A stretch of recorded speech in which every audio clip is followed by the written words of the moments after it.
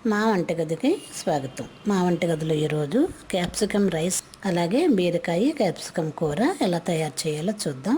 రెండు వెజిటేరియన్ కాబట్టి ఎంత సులువుగా కూడా చేసుకోవచ్చు.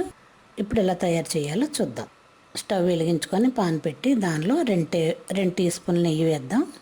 నెయ్యి బాగా కరిగిన తర్వాత దీనిలో లవంగాలు 4, దాల్చిన చెక్క చిన్న ముక్కలు 2-3, బిర్యానీ ఆకులు 2 వేసి ఒకసారి కలుపుకుందాం. మీకు కావాలంటే ఇంకా గరం మసాలా వేసుకోవచ్చు. దీనిలో ఇవి ఒకసారి కలిపిన తర్వాత దీనిలో కట్ చేసిన పచ్చిమిర్చి అలాగే కట్ చేసిన క్యాప్సికమ్ కూడా వేసి మరొకసారి కలుపుకోండి. ఇలా కలిపిన తర్వాత దీనిలో చిన్నగా కట్ చేసిన క్యారెట్ అలాగే శుభ్రం చేసిన పుదీనా కూడా వేసి ఒకసారి కలుపుకొని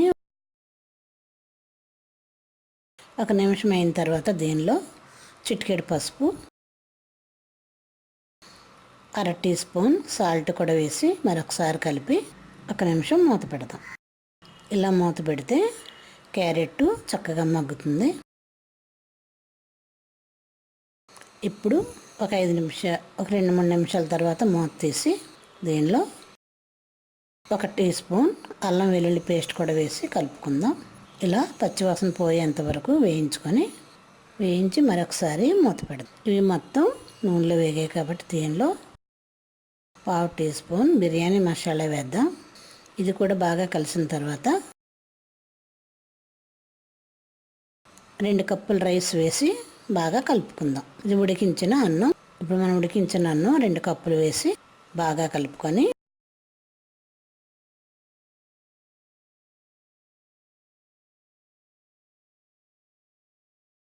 మూత పెట్టి స్టవ్ ఆఫ్ చేసుకుందాం. ఇలా రెడీ అయిన క్యాప్సికమ్ రైస్ని వేరే బౌల్లో తీసుకొని సర్వ్ చేసుకుందాం. మా వంటగదిలో ఎంతో సింపుల్గా చేసుకొని క్యాప్సికమ్ రైస్ రెడీ. ఇప్పుడు ఇలా ఈ రైస్ను బౌల్లో తీసుకొని దీన్ని పక్కన పెట్టి దీనిలో కాంబినేషన్గా క్యాప్సికమ్ బీరకాయ కూడా కూర వండుదాం. స్టవ్ పై పాన్ పెట్టుకొని 2 టేబుల్ స్పూన్ల ఆయిల్ వేసి దానిలో ఆవాలు, ధనియాలు, శనగపప్పు, 2 ఎండుమిర్చి, 4-5 వెల్లుల్లి రేకలు వేసి ఒకసారి వేయించుకుందాం. ఇవి బాగా వేగిన తర్వాత దీనిలో కట్ చేసిన ఉల్లి, పచ్చిమిర్చి కూడా వేసి ఒకసారి కలుపుకుందాం. ఇలా బాగా కలిసిన తర్వాత దీనిలోనే మనం కట్ చేసిన క్యాప్సికమ్ కూడా వేసి ఒకసారి కలుపుదాం. 1 నిమిషం ఉల్లిపాయలతో పాటు క్యాప్సికమ్ కూడా వేగుతుంది. ఆ తర్వాత దీనిలోనే చెక్కి కట్ చేసిన బీరకాయ ముక్కలు కూడా వేసి బాగా కలిపి దీనిలో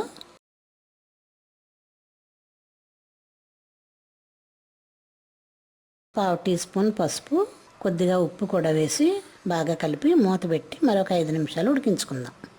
ఇలా ఉప్పు వేస్తే బీరకాయ క్యాప్సికమ్ తొందరగా మెత్తగా ఉడుకుతుంది. ఇప్పుడు దీన్ని మూత పెడదాం. ఒక 5 నిమిషాలు అయిన తర్వాత మూత తీసి చూద్దాం.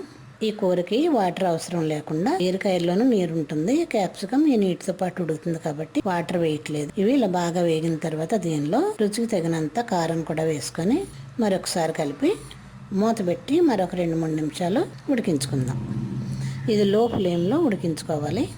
2-3 నిమిషాలు అయిన తర్వాత మూత తీసి దీనిలో 1 టీ స్పూన్ ధనియాల పొడి వేసి ఒకసారి కలిపి మూత పెట్టుకుందాం. రెడీ అయిన ఈ కర్రీని బౌల్లో తీసుకొని సర్వ్ చేసుకుందాం. మా వంటగదిలో క్యాప్సికమ్ రైస్, బీరకాయ క్యాప్సికమ్ కూర రెడీ. మరిన్ని వంటల కోసం మా వంటగదిని సబ్స్క్రైబ్ కాగలరు. ధన్యవాదములు.